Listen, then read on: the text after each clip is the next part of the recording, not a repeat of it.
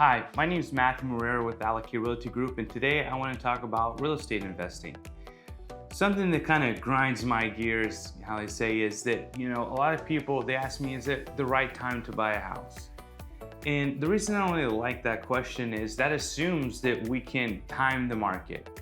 And I feel like that's what a lot of people do. They want to buy at the right time.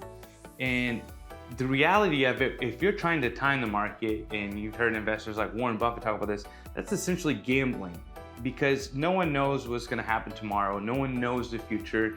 We analyze past history to get an idea of what's going to happen in the future, but ultimately no one knows the future. No one knows what's going to happen.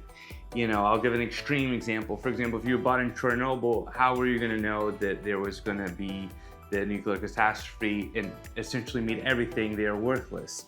Or how would you know what happened in Detroit, once was a booming city, and then all the automotive industry left and caused a sharp decline in real estate? So there's nothing, no one can really tell what's going to happen in the future. All we have to go on is averages. So when you're buying real estate, you want to think of it more as a long-term investment. You want to think of it, in terms of 5 to 10 years, outside of flipping houses, obviously. 5 to 10 years. What's the average that happens over those years? Our house is going to go up 20% year over year? No, because that's unsustainable.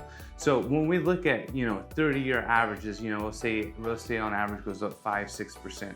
So when you're purchasing a home, that's a better way to think of it. Think of it, I'm gonna live in this house between 5 to 10 years. What's the averages of this?